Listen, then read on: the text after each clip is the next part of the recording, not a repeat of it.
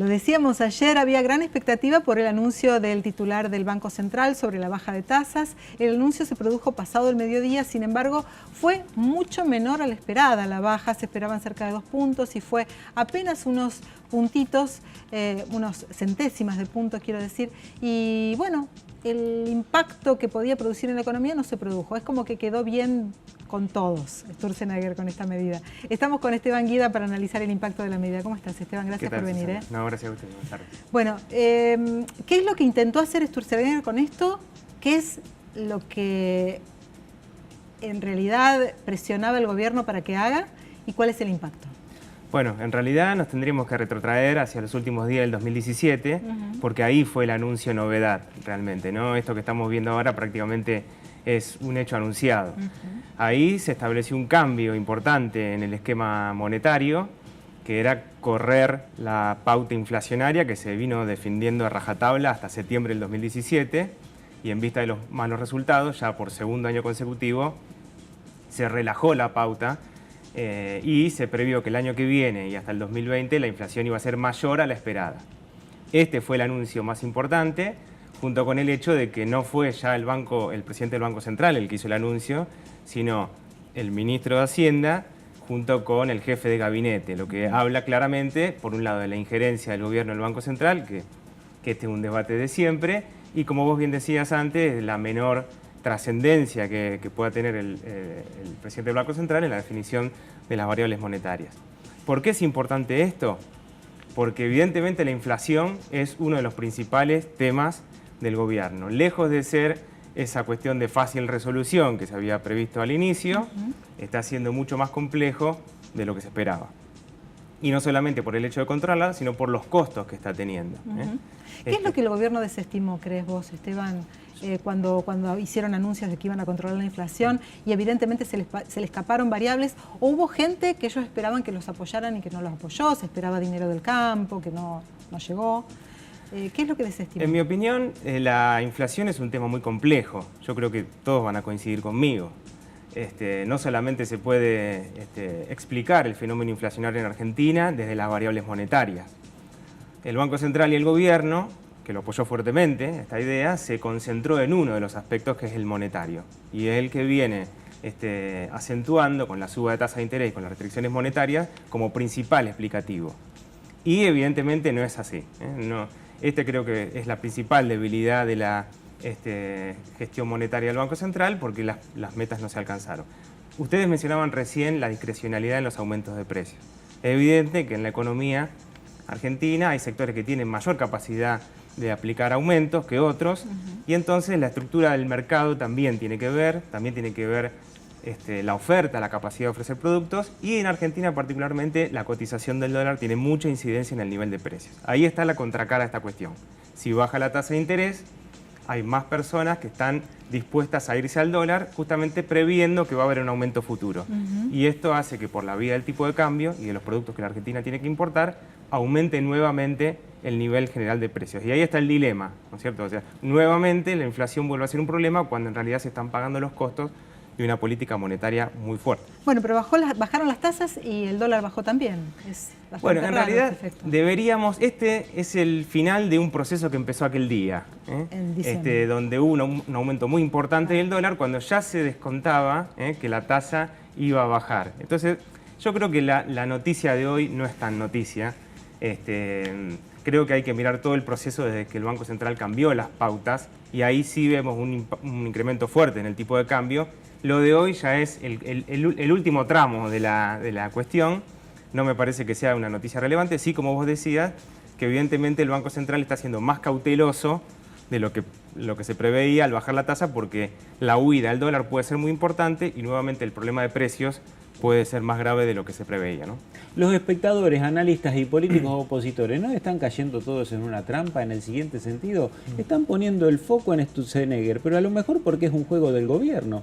Porque la inflación en la Argentina, anclarla únicamente a la política monetaria es un error. Por el otro lado, el gobierno te sube todas las tarifas, que a lo mejor eso es más causante de inflación que el número de la tasa que fije el Banco Central. Sí, totalmente. Yo, de todas formas, creo que esto es un poco lo que reflejan los medios, y algunos medios. Los economistas, por supuesto académicos, y creo que el público en general, está pensando en otras cosas. A ver. No se deja llevar tanto por la última noticia del diario, porque cuántas veces aparece tasa de Alevac, etcétera, ¿no? Porque va más seguido el almacén de lo que lee los diarios. Exactamente, y hay otras preocupaciones de fondo. Estamos teniendo un año donde nuestro déficit comercial y de cuenta corriente es muy agudo. Quiere decir que estamos importando muchísimo más de lo que estamos exportando. Hemos tenido un año de un incremento del endeudamiento muy grande, más que cualquier otro país del mundo. Estamos teniendo un déficit fiscal que preveemos que va a tener que achicarse, pero por la vía del ajuste.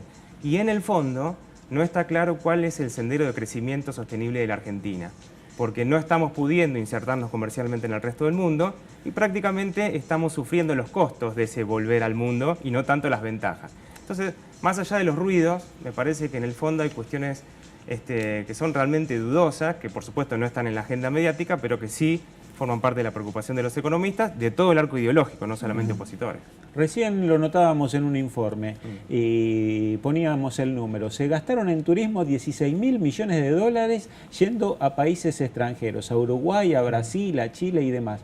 Es plata que no quedó en la Argentina. ¿Eso es culpa de quién? Bueno, ahí de fondo una nueva concepción acerca de las libertades económicas. Este gobierno apenas asumió, liberó el mercado de capitales, liberó el acceso a la divisa. Últimamente se quitó todo tipo de obligación a la liquidación de divisas, o sea que los exportadores tengan que vender los dólares en algún plazo en la Argentina. Hay una política liberalizadora en ese sentido, junto con una política económica que hace que tengamos un dólar bajo. Eso, por supuesto, es aprovechado por quienes tienen capacidad de comprar esos dólares, ¿no es cierto? A ese dato hay que sumarle también la fuga de capitales en total. La correspondiente a turismo forma parte de ella, que llega a los 30.000 millones de dólares aproximadamente. Es un número muy grande porque, como vos bien decís, son recursos que genera la economía argentina, ya sea por las ventas o por el endeudamiento, pero que no producen ningún resultado económico, ninguna expansión ni ningún resultado a futuro. Y esta es la gran duda, ¿no? Es un esquema que es insostenible, no se puede estar permanentemente como sociedad, digo, no por sector, sino gastando tanta plata en el exterior cuando en realidad provienen del endeudamiento. Claro. Bueno, vos decías antes, el gobierno se está endeudando a pasos agigantados. Sin embargo, el otro día Macri dijo, no podemos, ningún padre quiere dejarle una deuda gigante a sus hijos. Es decir, por un lado está marcando la cancha, especialmente un mensaje dirigido a los gobernadores, pero por el otro toman deuda una vez por semana prácticamente, o una vez cada 15 días. ¿Cómo se explica esto, Esteban? Yo sinceramente no lo puedo explicar. Lo que sí podemos ver es que en la estructura del modelo económico actual el endeudamiento es vital. Claro.